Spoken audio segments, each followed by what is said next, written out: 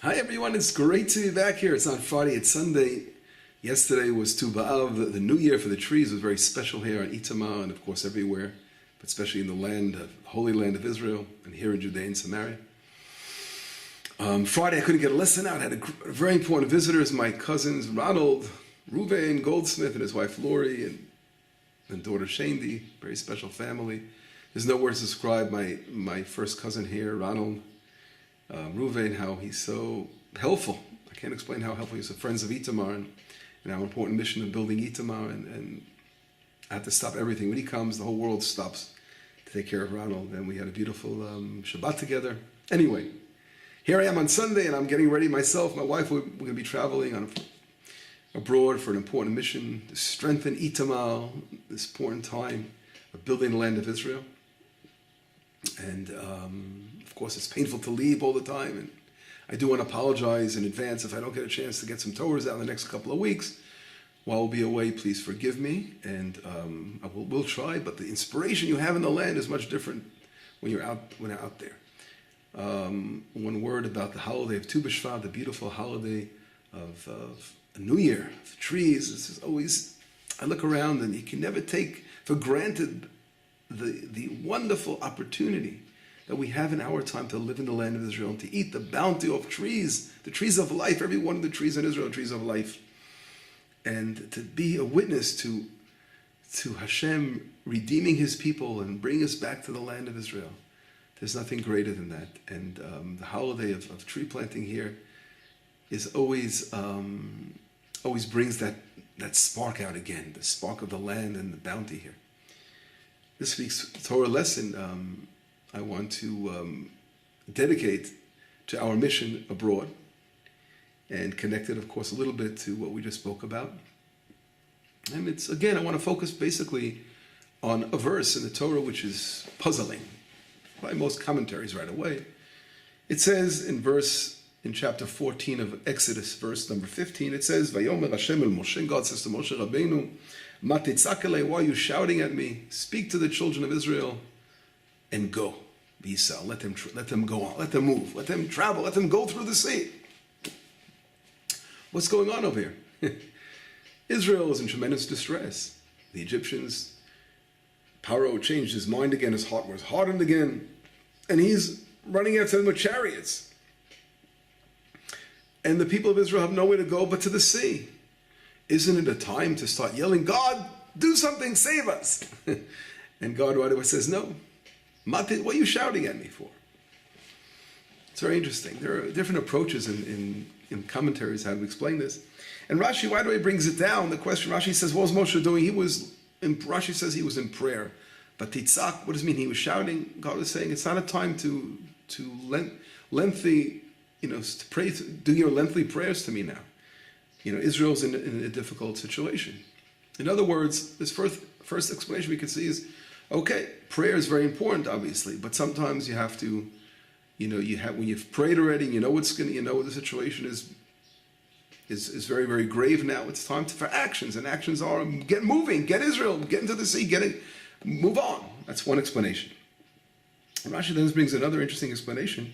He says, what are you shouting? In other words, Moshe Rabbeinu thought of by his prayers, he's going to, obviously, prayers are great actions and they have tremendous impact on the world is above and can change the reality. But Moshe, God was saying, this doesn't depend upon you, this is on my shoulders now. As Rashi says, Hadavar talui, alai hadavar talui v'lo alecha. This is depending on me and not on you. And he brings a verse from Isaiah chapter 45. Al banai v'al pol yadai tetzavuni. You're going to tell me about what I've created, about the creations of my hand. In other words, don't worry about my side of the picture. In other words, God created the people of Israel. He has a great purpose for them, and you shouldn't be asking questions about that. I'll take care of my people. In other words, the second explanation of Rashi is that it seems to be that Moshe Rabbeinu was questioning Israel's merit in redemption. And this is supported by the Sforno, another commentary. It says something much stronger. He says, Moshe Rabbeinu, what are you shouting now? What was Moshe Rabbeinu really afraid of? He wasn't afraid of the fact that Israel, that God, he knew what he was going to do to the Egyptians. God promised and all that. He knew that God was going to redeem them from Egypt. We saw all the great things that took place. He was the emissary. But what was really scaring him here? He was afraid that the merit of Israel wasn't going to stand up at this hour of this grave hour when the Egyptians are coming and trying to push them into the sea. He thought that this would be the downfall of Israel, God forbid, because they weren't worthy of redemption. And therefore God was saying, Matitzhaka, how can you shout at me? Daber b'nei Yisrael, speak to Israel and get moving. In other words, that don't worry, you shouldn't be questioning the merit of Israel. My people are definitely worthy of redemption. And this connects with Rashi's explanation that don't worry about my job. You shouldn't be asking questions about the nation that I created for the special purpose of Israel. I'll take care of them. Don't worry about it. In other words, Moshe was learning a very important lesson on the merit, the intrinsic merit. Maybe on the outside it didn't seem to appear that Israel was on this very high level, but God was revealing to Moshe Rabbeinu that Israel was on a very, very high level in its inner makeup of a nation. And there's no doubt about it, on its outer side, it appeared to be they were very similar to the Egyptians. They were worshiping idols like the Egyptians were worshiping idols. But God was revealing to Moshe Rabbeinu, now you should know that they have a tremendous purpose and a potential and a great soul as a nation. And this will be revealed. This will be revealed.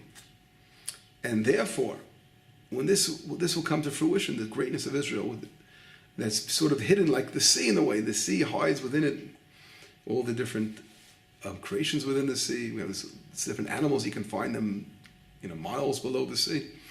In Israel, same thing here. Somehow deep down, Israel is very special, and that will be revealed.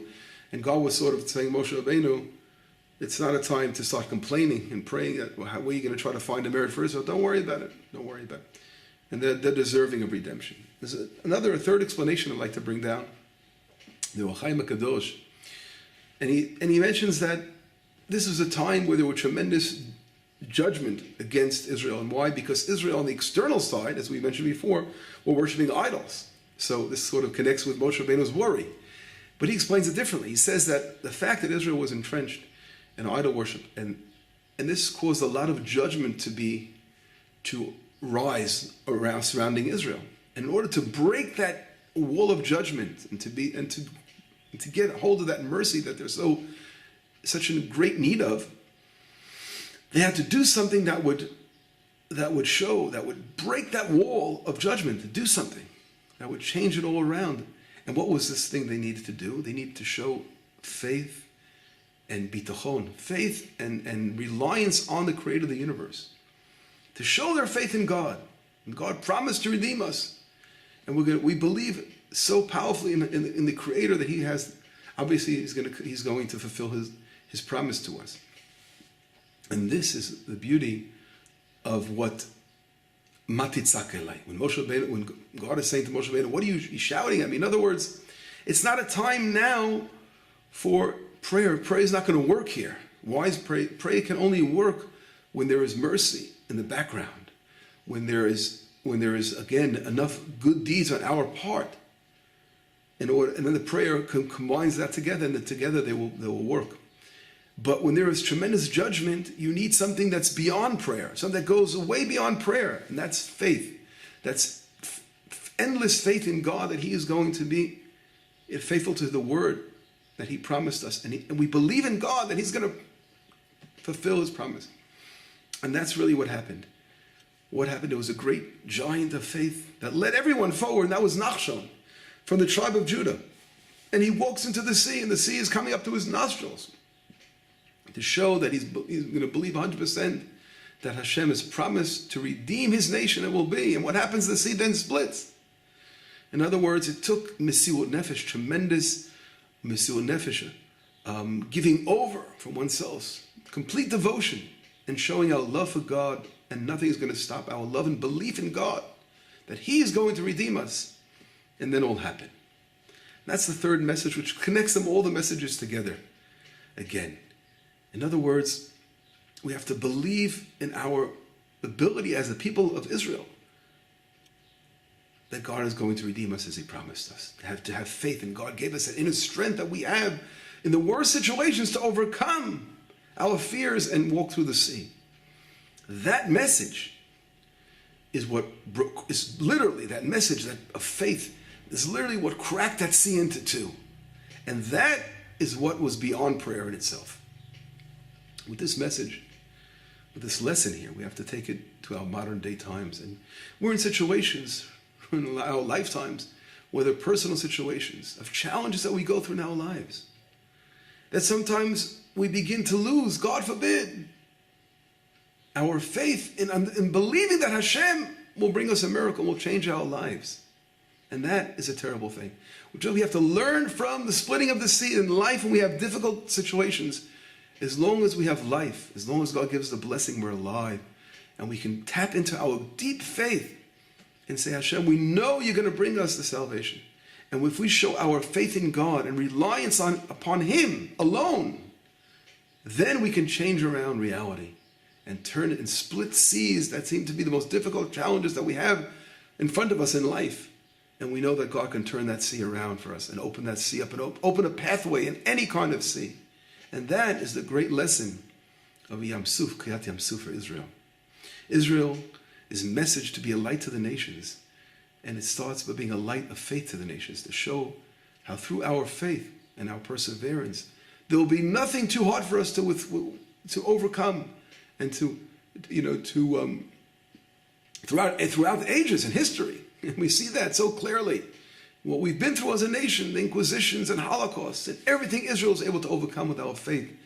And it brought us back to the land of Israel today, to witness in front of our eyes, to be able to bless on the fruit of the trees of the land of Israel. As our prophets say, again, we will be planting fruit, of course, in the land. And we see it all coming true. And that has to do, of course, with our faith that we have within us, that we brought out when we left Egypt. And we continue to show the world how much faith we have as a nation, as a people, that nothing will be an obstacle, nothing will be a sea in our way. We will split it.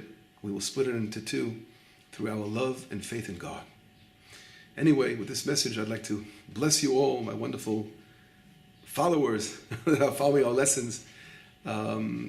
Each week, I know I get some very, I appreciate the feedback, and I do appreciate all our wonderful listeners and followers. So I want to say I miss you all, and if I don't get a chance in the next couple of weeks to give a little message for the Torah portion, please forgive me. And we shall be back in a couple of weeks before Purim. And hopefully, I'll try, as we say in Hebrew, bli neder, without taking an oath. I will try to find a time. Maybe I can find a quiet corner somewhere and get a message out. But anyway, have a wonderful week. Shavua Tov. Let us hear and let us tap into our inner strength of faith and overcome all our obstacles in life. Have a wonderful week. Bye-bye, everybody.